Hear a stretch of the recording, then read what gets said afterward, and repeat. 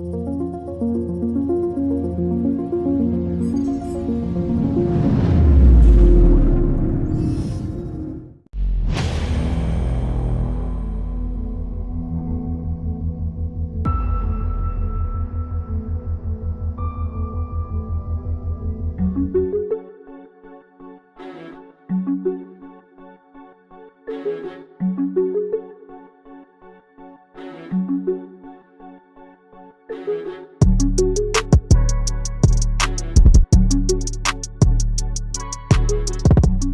what up? It's your boy Hollywood Mac.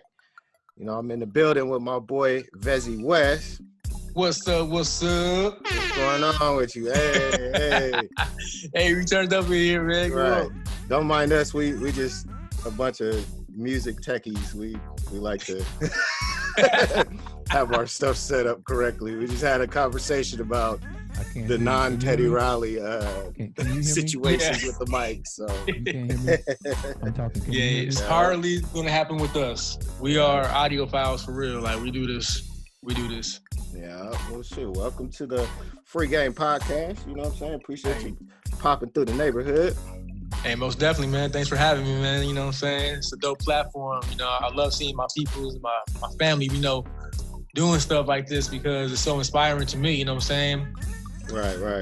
Yeah, man. Well, you already know, man. We got about 30 more projects to do. This you know, just jump starting. So yeah. Yes, sir. So what you got going on, man?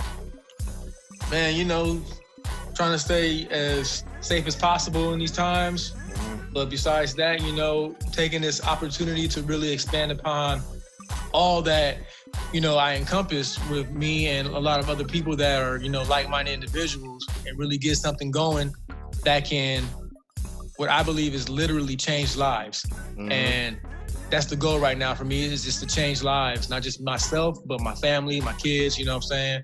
My peoples. I want to see everyone succeed. And I think that it's no more than a better time than right now to really take that step into reaching that next level of echelon of excellence, because all we got right now is time. And really that's what people fight for, is to get that time. And now that we got it, how we gonna use it? So right. Yeah, I was working. I was just talking to my boy today, you know, shout out to my boy Elway the Great One. You know, it's an interesting time because if you look at it from a perspective of progression, you know, basically what has happened is everybody is now on the same level playing field. You know, like my boy, we got into a little interesting conversation because I was like, hey man, you know, we on the same level. You know, he got a Rolls Royce and, you know, G-Wagon and, you know, big old house. You know, I'm like, hey man, you can't do nothing more than what I can do right now. Only thing we can do is go to the store, go to somebody's house. We can't do nothing. Like, oh, you know, there's a secret place for me. You know what I'm saying? Right. Like, so that's real. Like, listen, and I could go and look at somebody else that's like 15 years old. And he's like, man, I can go to the store too. You feel me? I can go to somebody else. So it's interesting, but it's a progressive thing because it's like, okay, now you have to, you know, put your plans in action so that when, as they say, the world does open up or outside opens up, you're coming in with something on the table, opposed to saying, oh, okay, the world is back popping. Now let me figure out what I'm gonna do. You know, this is the time to execute all of your blueprints, you know? Yeah. All dressed up and nowhere to go, right? Real talk, dressed up to go to the living room, you know? Man, like, look, it's funny you mentioned that because this past week, couple days, my wife's mom went ahead and took the kids, you know, so she could spend some time with them. Yeah. And we had the house for ourselves and like, yo, what we gonna do? Right. We ended up going to Target. It's like real talk, like, hey man, yeah, this is a date, you know what I'm saying? Let's do something fancy. Let's hit Target, you know? Man, because that's like when you think about it, like you go to those places and it's like, you know, we out there to get stuff that we need, but then we think about our kids, like, you know, because they can't go and do the things they used to do and go to the playground. They all, you know, it's all caution taped up and stuff. So like, yo, let's go to Target, you know, let's walk around and maybe find something we can do. We went to go try to buy a puzzle there's only one puzzle left. It was like 1,500 pieces, and it was balloons. I'm like, we don't even want this. Like, this is ridiculous. Like, they took all the stuff. So it is an interesting time to be creative.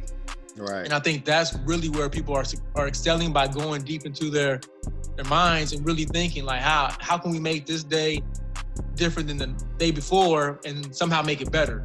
Right. And that's where those creativity juices flow out. And then, I hop into the booth or hop into the lab, spend time with the kids. We find different ways of doing things, and that's really how we keeping afloat. You know what I'm saying? Right. Never has there been a time where the separation of classes has been so narrow. Yeah. And that's really where it's like, okay, now we have a line of sight seeing, okay, what was essential? What's really not essential? Why is this working class not getting paid as much as these working class people when they are not as impactful in the community than the ones that are actually still out there doing things? And, makes you realize things like that, like, there needs to be an adjustment of classes at this time. That's deep. Do you think that that they should have more equal class, or what I mean? What's your take on that? Definitely. I believe that's how Australia kind of has their economy. Like, the separation of classes is not as wide range as we are. We got super duper rich people in America, and then we got like the lowest of the lowest income people in America. Mm-hmm. Right. And their buffer is a little bit more closed in. Mm-hmm. So the more narrow we get, the more we can probably appreciate each other, I think, a little bit better, because one, we're not looking down on people that could be considered way beneath us, and not have a false sense of people that are above in the tax bracket as if there are certain type of people as well. Right. But definitely people that are essential out there definitely have value. You know what I'm saying? Of course, the entertainment industry and the ball players and all that stuff is valuable because that entertains us as well, which is essential. Right. But now it may be time to look at, okay, how does this blend? You know what I'm saying? Because it's all a collaborative effort, even with people that are doing the sports and stuff or the entertainment. Okay. The same thing with people that are working the jobs that are still providing food, you know what I'm saying? Fast food, or the people in the stores that are keeping it open. I go to Food for Less sometimes, and they wiping down the carts every day and all that stuff, trying to do what they can do.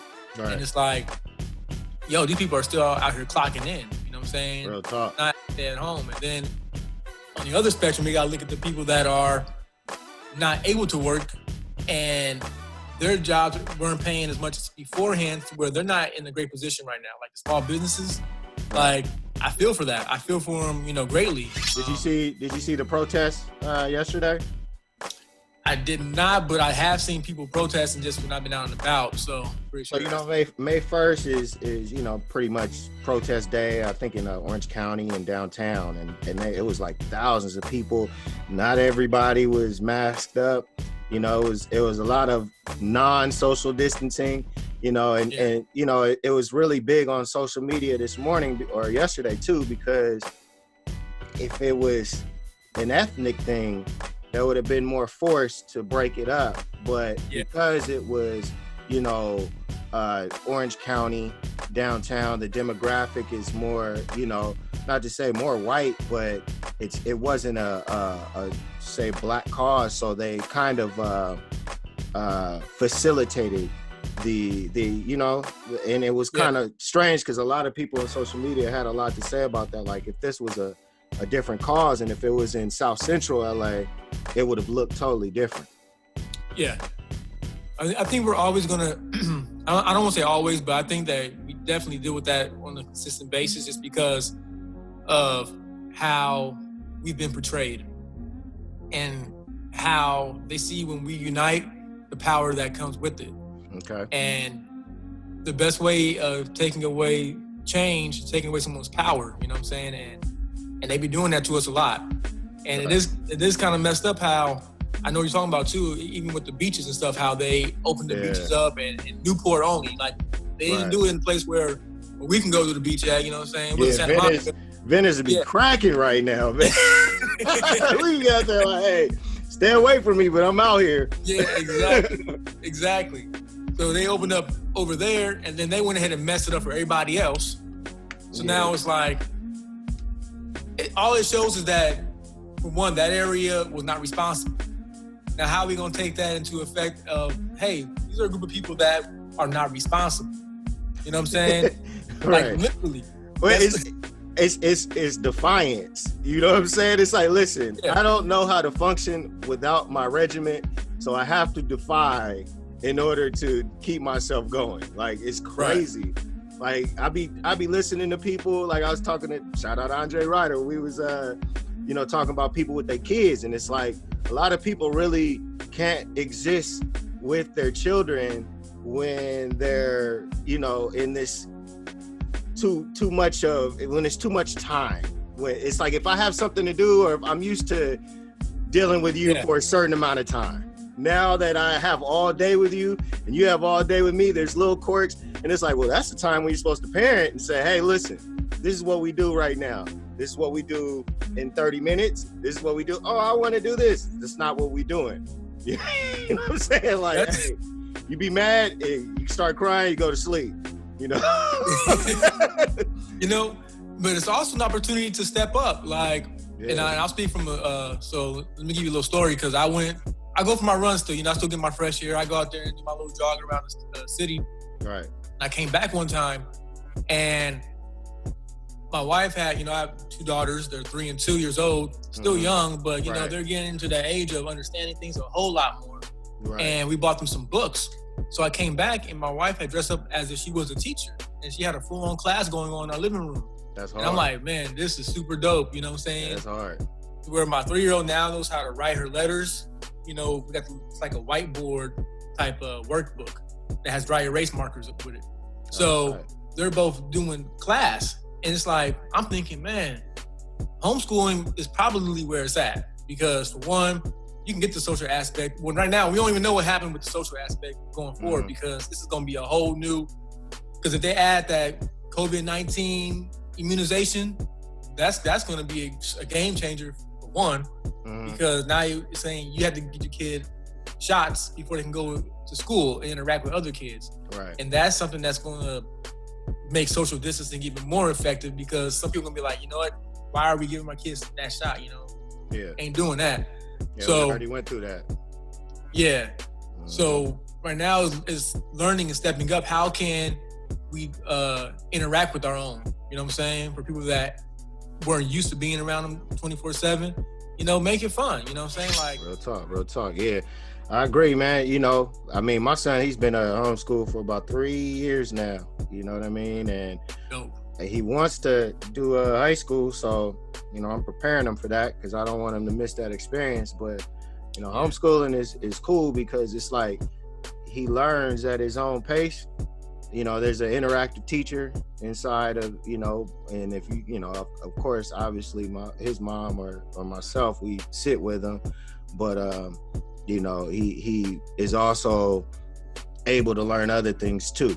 So I have him working on coding, working on biodiesel fuel, and now he's taking these Harvard classes because they free. I'm like, man, I was like, man, I gotta teach him now, because you playing these video games, you might as well learn how to do it. You might as well learn how to do websites, learn what's in the phone that you constantly want to be on.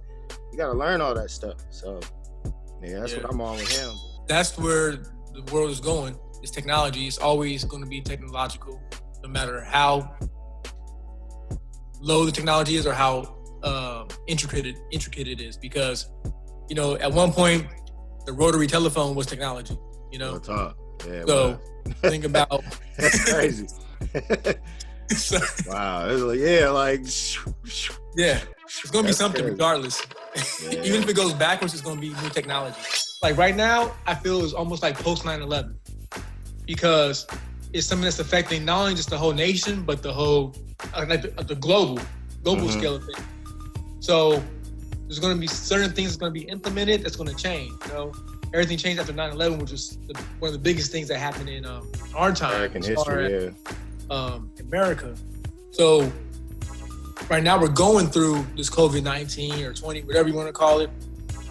We got to look and see what's going to happen beyond that and start planning for that. Because when I went into to Japan when I was in the military, they were still wearing masks because of what happened back, in Pearl Harbor Day. Right. So it's already been a fashion statement for, those countries in Asia for a long time. Right. And now how it's hitting us and how they're enforcing it, it would be difficult to say that we can go, or it'd be ridiculous to say that we can go right back to how we used to be. Because some people are still going to be like, I ain't taking that chance. I'm going to be just extra cautious just because. Right. I feel like the social distancing thing is more of a fear tactic than a strength. And so a lot of times, especially media teaches the fear tactic first. So it's like, oh, wear a mask, wear gloves, wash your hands. It's not necessarily saying, hey, build your immune system. Hey, let's try to eat better. Let's try to do this, because those things are what causes side effects, which causes you to go into the pharma industry and purchase. So it's a part of the economy. So in those instances, it's kind of like, if everybody's still going to follow that protocol, and it's not going to make anything better. People are still going to get sick, and it's still going to be an issue unless you say, hey, listen, let me take the time to build my personal immune system. Let me build my family's immune system. My neighbor is going to do the same. Everybody in my neighborhood is going to do this for the city that I live in, and let's try to do that. But you got a lot of lost souls out there that, really end up not caring, or, it's still just basically looking at the news. Because if you keep it funky, we go two places, right? You go to the store, you go to the gas station. Aside from somebody's house, you go to the store, you go to the gas station. If you get sick, you go to the hospital. So those three places, right, are probably the most germ-infested places that you could actually go on a regular basis, and we go there daily right now. So it's like you're at the most risk that you ever could be in, and yet and still you don't see it that way because it's essential, Or you go to the grocery store because they have what you want, or you go to the gas station. I've even seen people pump without gloves, and that's crazy. And then and then you get sick, and then you say, well, I don't want to go to the hospital because there's so much germs there. And it's like, well, I don't know what they're gonna do to me. And it's like, man, listen.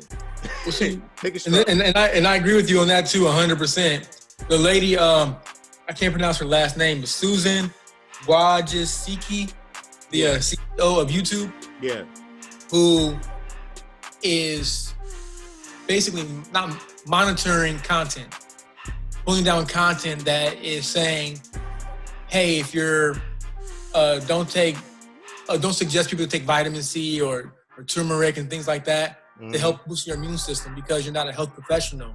Right. You're taking down the information that's actually beneficial to us. You know what I'm saying? To get that word out. Yeah, and I saw that, I'm like, dang. Even though the people that run the health organizations have been like the dude, was it Fossey? Has been on there talking about how, and it's been published that, taking vitamin C will help you not get sick and boosting your immune system, things of that nature. Because you can heal yourself. You can't prevent the viruses. You can't prevent the illness. Which is why I contribute, I contribute that to myself and how I am able to go forward and not be sick, not be stuff like I said, the healthiest I've ever been in my life. Right. And I contribute that to my diet and what I've been, eating. I drink ginger root and turmeric tea every morning, I put in the tea kettle, we drink it, and we're good to go. We take our vitamins, we eat healthy. But they're pulling off content on YouTube that's saying, hey, do these things to help boost your immune system. Right. Like, because they want you to go and get and rely on the pharmaceutical industry, obviously, going and get the free testing. Because now, before testing was so expensive, now all of a sudden you can go through a drive-through testing facility for free. Right. But how did it go from being so expensive to free? Or not having enough tests to where now you can, you see what I'm saying? It's kind of like, and not to, I know a lot of people are going to have an issue with me saying this, but it's not just let's do things that against black people. I think it's let's do things that make money, or let's do things that keep economy flowing. And the casualties are the casualties. You know, yes, there's probably a separate agenda, but there's still this main agenda where it's like, look, I don't care who you are. I care who I am, in the sense of me being making my money, my corporation. You know, that's why, I was just discussing this with my brother-in-law. I was like, every product that you pick up has a warning. Keep out of reach of children, or warning, this may cause this, or a Surgeon General label, because it's like, listen, I know you might take this, or you might be exposed to this, like so many products that, hey, warning, may cause cancer. So many products, and it's like, okay, bro, you made a product that's going to cause cancer. And they say, well, yeah, but I made a product that's going to make me $1 million. So it's like, well, what's more important to me personally? You see what I'm saying? It's like, and that's where the separation of classes, and that's where it becoming more narrow will have a greater effect, because now you're not trying to be the richest person in the world. You know what I'm saying? Like, people, like, they say all the time, money is the root of all evil. And I agree with that 100%, but I also feel like, money is necessary at this particular time, because it provides the necessary resources to do things that we either need or want to do. Correct. And I think that certain people get so caught up in the money chase that they don't care about who they destroy in their path on the way to get there. Right. And I think that's what these big businesses do all the time. Just, hey, I'm trying to do whatever I'm trying to do. And to be honest, the amounts of money that they have is more than enough. You know what I'm saying? Like, they can live, I don't know how many lives with that money, but you're only gonna have one life anyways. Like, I was watching Dirty Money on Netflix, man. You gotta check that out. That's crazy. The 2 episodes, I watched 3 of them, but the 2 episodes in particular, the Volkswagen, right? So the Volkswagen, Hitler basically put out the Volkswagen. He was the one that endorsed it in Germany. Yeah. And so then when he found out that the gas combustion was killing people, basically they were selling killing machines, because within the car, it was causing, health hazards and people were dying. Yeah. Shoot, they made an even bigger plant, and they kept pumping even more cars out. You feel me? And then there was another one that I watched where the guy was doing payday loans. And so the payday loans, and that was kind of cold, because you go get a payday loan for $300, and then you say, okay, I agree to $75 payments coming out of my check. Well, he was just taking the payments out 6 to 9 months, and then he'll charge you $900, and you're like, well, what is this? And he's saying, oh, well, basically that's the loan renewal fee. So basically, because you didn't pay your $300 in full, I'm charging you $75 as a penalty, and your interest is just building up. And then I'm just gonna hit you with that $900. I was like, oh man, it's so cold. And then he was like, well, a bunch of other places is doing it. Like, that's the coldest way to look at it. I'm like, man, that's some cold hustlers. They don't even have it to begin with. That's messed up. They just cold hustlers. But I mean, it is what it is. I think a lot of people are having an issue about. I mean, I know we have the stadium being built over in Inglewood, and you see Barmer just bought the Forum, so he's about to do like some huge little.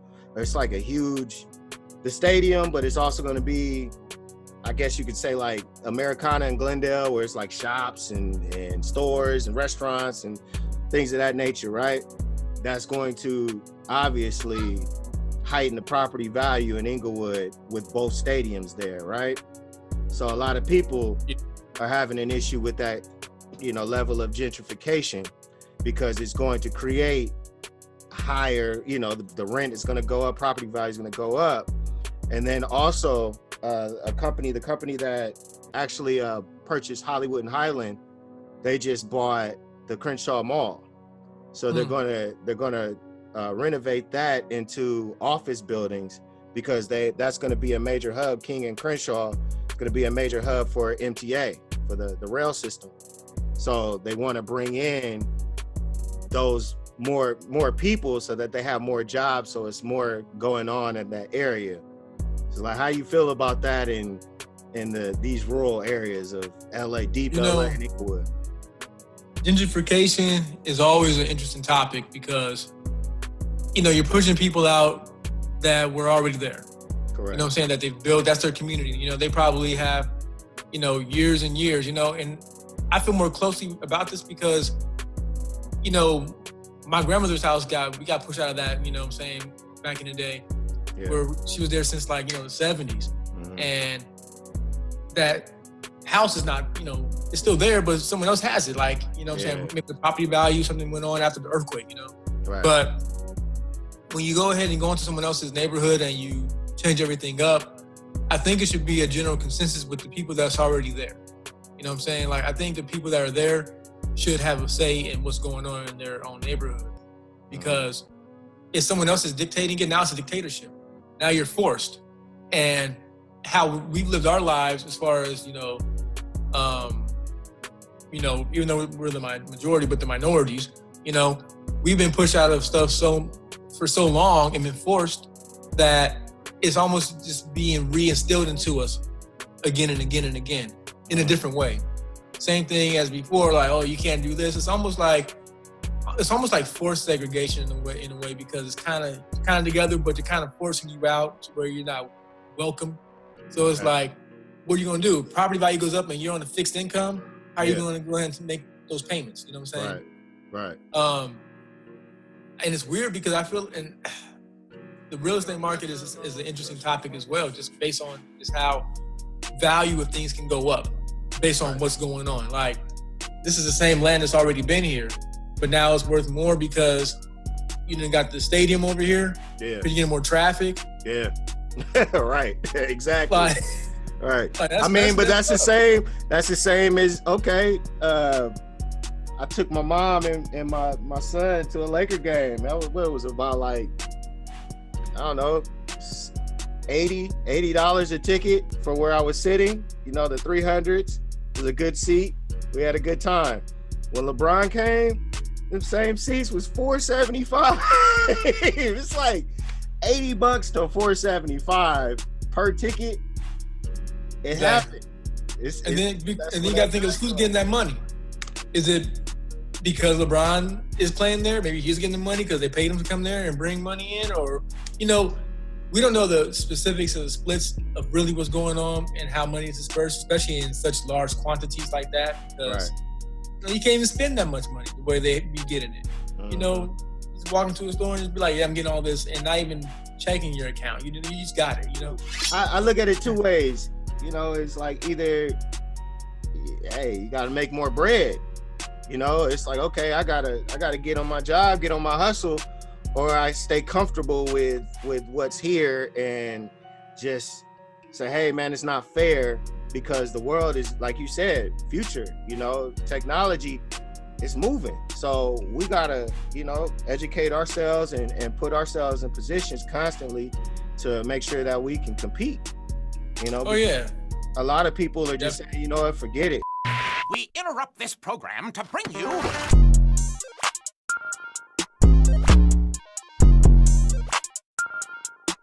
Today we're chefing with Big Moo.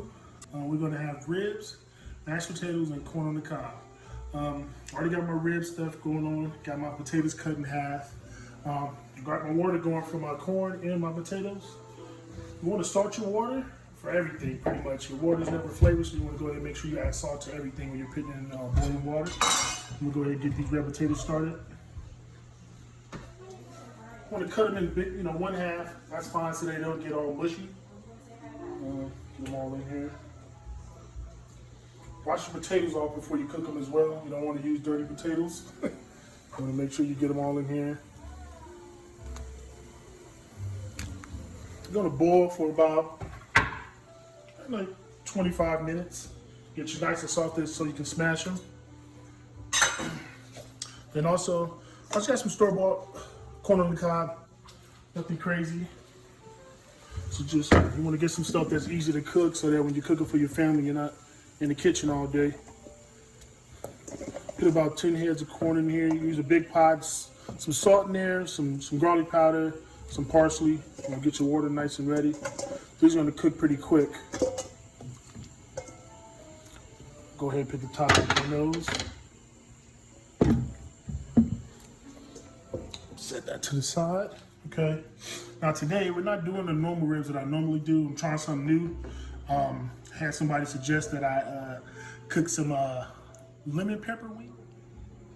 So I'm back to my ribs right now. I got a good batch, I think it's about 2.5 pounds of spare ribs, St. Louis spare ribs. Really clean. I already washed it off. I already damped it. It's dry.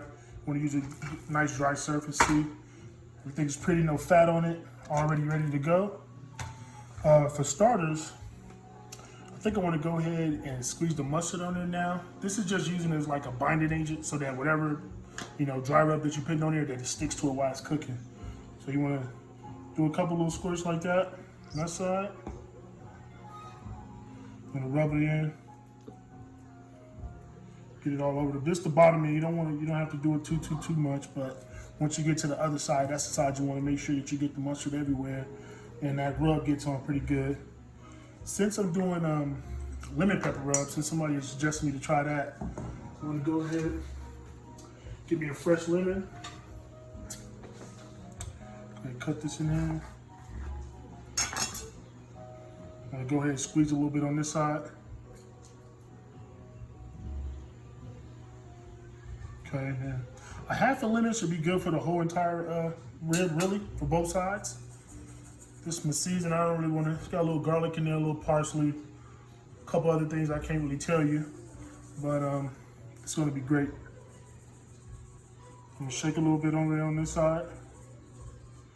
I'm going to get dirty now and just rub it in with my hands. Get it all the way to the edge. You want to make sure your whole entire piece of meat is covered in mustard and marinade so that when it's cooking, nobody feels left out. Okay, now you go ahead and do the same thing on the other side. And go ahead and get my mustard. There we go. So that's right there. Use my hands. Go ahead and rub it all across. Make sure it's rubbed in pretty good. A little more lemon juice. Get that in the meat, let that soak in. It's actually going to help tenderize the meat also. Okay. A little more dry rub. Get it all on there like that. Let's see, let's try that. That looks like plenty.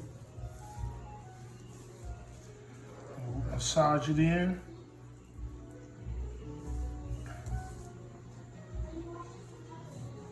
A little bit more. And make sure it's coated everywhere. Okay, and overall, that's how you want to really prep your meat with your marinade, with your seasoning, with your lemon juice and your mustard. Now it's time for the fun part. We'll get this all queued up and ready to get in the oven. I'll be back in a second. Welcome back to Chefing with Big Moo. We already got our ribs ready to go. I'm gonna go ahead and add it to the pot. You want to get yourself a good sized pot too. It's kind of like not like a Dutch oven. It's like, because for the whole rack of ribs, you don't really want to break it up. You want to make sure it got room to cook.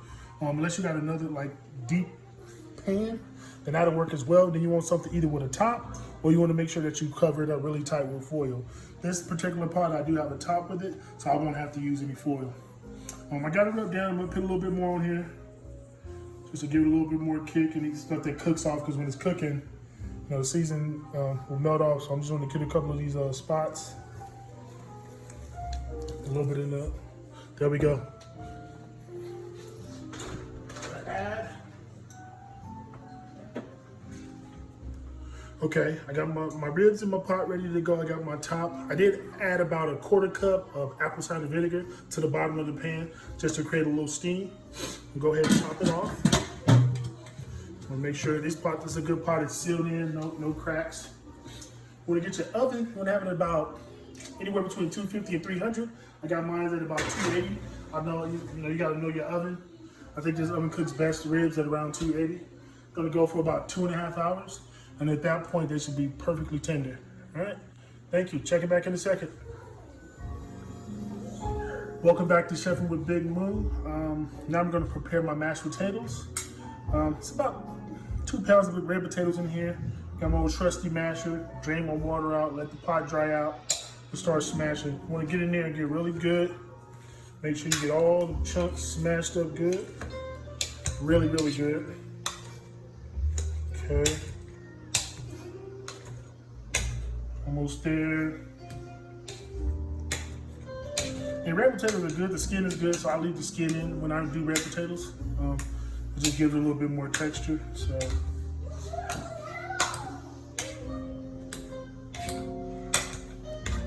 Okay, I think I got them all pretty mashed up now.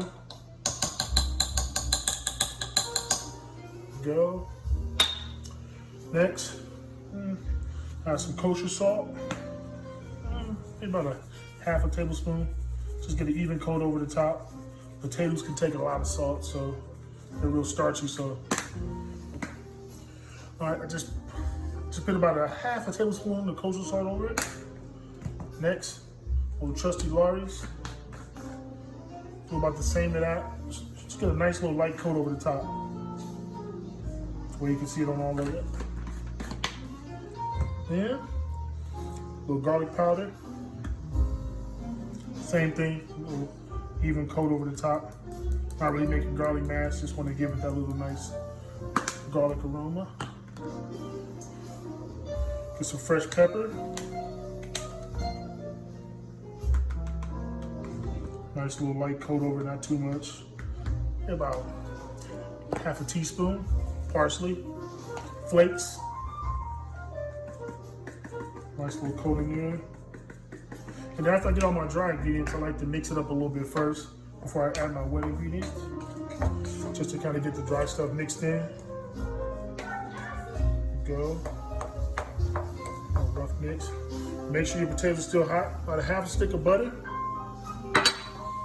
Break that down in there. Kind of move it around. Let that kind of melt before you add your milk and your sour cream. Okay. It's in there pretty much. Yeah, we got about a cup and a half of reduced fat milk. Okay, it's gonna soak it up, kind of get a gentle stir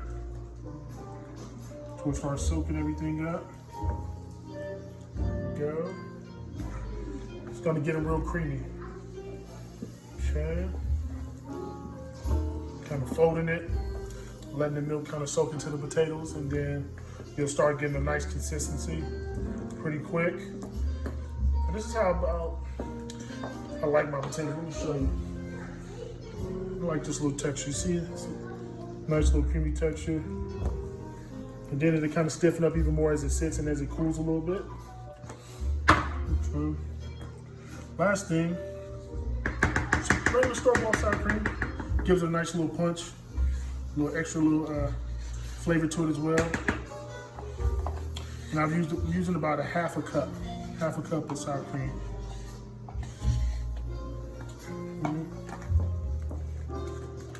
Okay, we're gonna mix that in so it's all combined evenly, nice and smooth.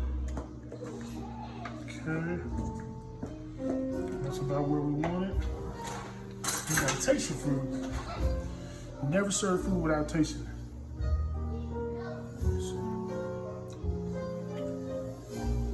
Perfect. All right, that's mashed potatoes. Really quick, really simple. Be right back. Welcome back to Chefing with Big Moo. We're still doing our ribs. Just put them out of the oven. They've been there for about 2.5 hours. I'm gonna chop them up now with Big Betty, with Big Machete. You know, and I let them broil for a little bit. After I let them cook for 2 hours, I turned on the broiler, and then I let them broil for about a good 10 minutes.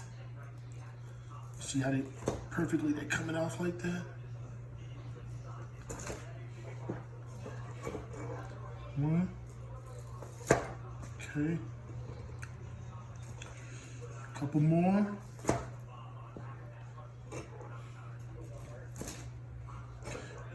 cut them all up. Right in the middle of the two bones. See how that juice coming off of there? Super tender. Got the nice skin on top. Look at all that juice. You can smell it.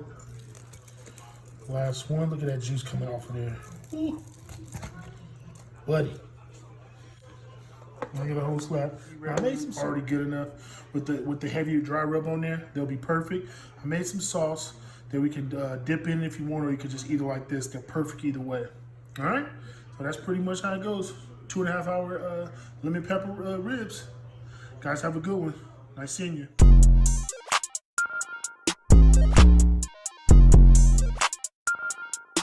Let me lighten this up. You know what I'm saying? Let me go ahead and lighten this up. Hold on. Hey, turn up. So, what you watching, man? What you watching on TV these days, man? Man, funny, I'm watching this show called Upload. Okay. It's on Amazon. It's kind of dope. I'll give you a quick concept of it because it's already told you about it. But basically, people live in the future a little bit, but not that far. Okay. And people can have their consciousness uploaded to a digital heaven. And basically what happens is the person can die or whatever, or before they die, they get their information uploaded to a virtual heaven, and then people from the living world can still interact with them. Like they can put on the VR gear and then visit them, and then vice versa. Yeah. So super, super cool story, super cool cast. You know, I watched like 3 episodes. I just started last night, watched 3 episodes last night, and then 2 episodes today. Like, it's a good show. Okay. So I'm probably going to watch another one today because I'm following the story, but it makes sense because, you know, people live in the internet. Right. So why couldn't they create a profile based off of your likes and dislikes, based off of how you use your devices, and create a digital Hollywood Mac or a digital Vezzi West in a world that we have no access? It's like The Sims, you know? Real talk. That's crazy. Yeah, man. See, I just finished watching Too Hot to Handle. You know what I mean? Here's the thing, man. You know, I like my gangster shows, my gangster movies. You know, I love Ozark. I love Narcos. I love, you know, stuff that has some hustle to it, you know, that feel. So I'm like, man, let me watch something that's lighthearted. And so the Too Hot to Handle show is about, so they casted a bunch of, it was 2 black guys, like I think 4 or 5 white guys, and then there's 1 black girl, and then 1 Latina looking chick, and then like 4 or 5 other, you know, white type chicks, but they're all from like UK and Ireland and stuff like that. So they're all, you know, kind of on some type of party tip, you know, where they, you know, they coming to this island, they're coming to the retreat. They're thinking it's gonna be like Temptation Island, well, you know, meet up, hook up, it's all popping. So they get there the first 12 hours, they get to know each other and all that stuff. And then they have this lava lamp, and the lava lamp starts talking and basically tells them, hey, listen, welcome to the island. You guys are here, but check this out. These are the rules. You guys can't hook up. You guys have a prize at the end. It's $100,000. Whoever makes it to the end, we want to see if you guys are going to have meaningful relationships with each other. So, of course, you know, people mess up. It's the same thing we say when Americans were spoiled, but I mean, they all were from America. Humans are spoiled, but you know, they go out on dates, and it's like you have to refrain and restrain from making that move. Some of them took that move. A kiss was like $3,000. You know, one of the couples, they ended up going and doing the do. I think it was like $20,000 that they lost. So they got down to like $40,000, and then everybody's like looking at each other like, yo, we about this money too, you know. We're happy you guys are having a good time, but we need this bread. Yeah, let me get that money. Right. So it's just interesting, you know, to see that. So I watched that, and then now I'm on Dirty Money, which is you know, about these corporate companies and stuff like that, and how they are, you know, basically hustling on their end. So I told you about the Volkswagen thing, and then the payday loan. I also like the show For Life, 50 show. 50's got a show on, it's on primetime, I think Channel 7. It's about a dude, he was arrested and given a life sentence for, they targeted his club. He owned a club, and they targeted his club. They got his people to roll on him. And so he ends up in jail becoming a lawyer, and he starts representing his inmates, but then ultimately he's trying to get himself off because obviously he was innocent. So it's based on a true story. So that's a really good show too, For Life. Yeah, I'm about to check that one out too. I do want to go ahead and get your take. I might have something too, but free game, something you want to leave off with in regards to give to anybody listening, some free game. Man, the main thing that I want to tell the people right now is to stay healthy. As much money as you can have in your life, if you don't stay healthy, then what's the point of it? You know what I'm saying? Right. Health is going to be the most important thing, I believe, to anyone's life. And coming firsthand from someone that had situations that were able to be totally clear based off of changing a certain diet and lifestyle, I wouldn't see myself going backwards ever, because the benefits outweigh the negatives. And try to stay alkaline. It's my main goal. Stay on the 7+ side of the pH scale, because virus cannot thrive in alkaline environments. They only do in acidic environments. So keep yourself alkaline, and you most likely will never get sick. Got you. That's what's up. And for my free game, I'm gonna go ahead and go with, represent yourself in the best way possible. I know that we live in a world where a lot of people don't necessarily value their representation. You look at a Tekashi 6ix9ine, it's like, I'm a keep it G. It's like, man, you come in with the colorful hair and the tats on the face, and then you become a rapper and you just do the weirdest stuff, and then you snitch on people in a environment that you were not necessarily in. Like you came in and ruffled their feathers, and then here it is, you play kind of a victim. You didn't represent yourself the best way. And yeah, it's being judgmental, I agree, but it's one of those things where it's like, yo, is that something when your grandkids come to you and say, hey, so tell me about what you did with your life. I heard you were a rapper. You're gonna tell them. I know that Lizzo was, a lot of women were behind Lizzo in regards to her, her music career. I'm not too sure what else is going on now, but I know that when she had that Lakers situation where she, came out with, the shirt, and it's like, Prince is Prince. That don't mean that's for you. There's, it's the Staples Center. You got, and you're on the Jumbotron, and it's little white kids like, mommy, why is this girl, having her butt out, and she's floor seat. So, it's one of those things where I say, in the midst of people that are looking for either 15 minutes of fame or doing things that are not necessarily, that's not what you set out to do when you were in high school. Hey, what are you going to be when you grow up? I'm going to be a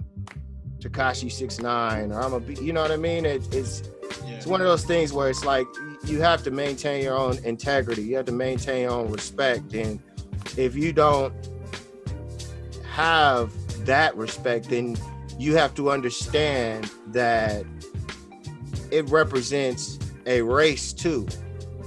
It represents a culture too. A lot of people get upset with a lot of what the police do to us, but there are certain places where we are the predators, and we represent a negative power, not a positive power. Like, there are cop killers. There are, people that vandalize cop cars. There are people that purposely break the law and purposely are predators in those areas. So when a police does stop you, yes, they're on edge. Yes, they are, you know, profiling, and sometimes they tend to over exaggerate the situation. But then there's times where they are right on, spot on, because of how that person represents himself. So my thing, you know, my free game is to represent yourself in the best way possible. If you have gifts, if you have talent, operate in those, use your integrity. You know, a lot of people don't necessarily look at the purpose that they're giving to their kids when they're, you know, mama's got to have a life, or, you know, daddy trying to get rich or make it big, and you not understanding the influence that you are giving to your kids, and then they're mixing that influence with these and what they see on here and YouTube and what they're listening to, the music that, you know, we sharing music, so you're hearing every adult word that I'm hearing, and I'm an adult, but they're not, and they're thinking adult, but their maturity level is not of capacity to understand that, so they get things wrong based on influence, you know. And so, you know, I just want to, you know, be sure to have that, you know, be something important. It's like, man, you know, I don't even want to say respect yourself, but represent yourself, you know, because respect is something different, you know, but represent yourself in a way where it's like, I have to look at you face value as something I have to respect, because you're representing yourself in that manner.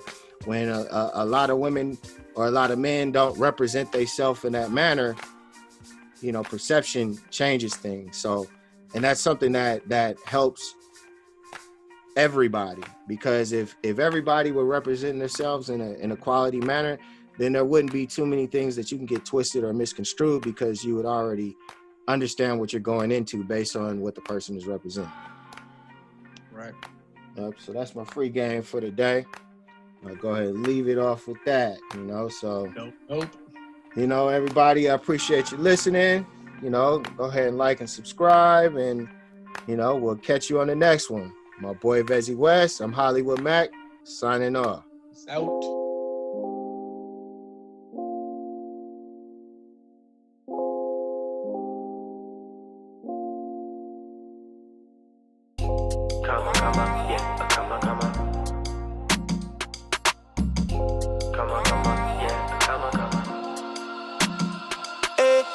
From the moment that I seen you dance, I needed one chance. Ay. Surrounded by so many fans, no room to stand. Ay. I gotta get through to you, that's what I see. Yeah. What I gotta do to get you to notice me. Yeah. Yeah. You're in your own wonderland, you out there looking like Alice. Yeah. You're putting on a show tonight, no Jimmy Fallon. Complexion is flawless, curves well-rounded. I didn't come here looking for temptation, but I found it. Yeah. Come on, yeah. Come on. Yeah. Come on, yeah. I wanna see you move like that when I turn off the lights. I wanna hear you say my name when I turn off the lights, yeah. You a star in a night sky, right? So I just might turn off the lights. Cause you shine so bright, turn off the lights. Somehow I did it and I caught your eye. We shared a glance. So many haters, but you worry now. Let's move this land. We can escape the earth is in a blaze. Enlight your mind. We caught a vibe, feeling so alive. Will you be mine? Yeah. But you're in your own wonderland, you out there looking like Alice. Yeah. You're putting on a show tonight, no Jimmy Fallon. Complexion is flawless, character's well-rounded. You didn't come here looking for temptation, but you found it. Yeah, yeah. Come on, yeah. Come on, yeah, yeah, yeah. Come on, yeah.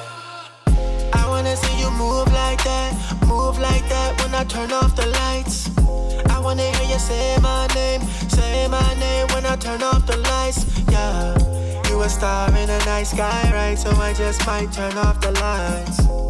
Cause you shine so bright, turn off the lights. I wanna see you move like that when I turn off the lights. I wanna hear you say my name when I turn off the lights. Yeah, you a star in a night sky, right? So I just might turn off the lights. Cause you shine so bright, turn off the lights.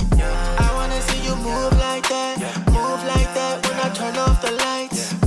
I wanna hear you say my name when I turn off the lights. Yeah, you a star in a night sky, right? So I just might turn off the lights.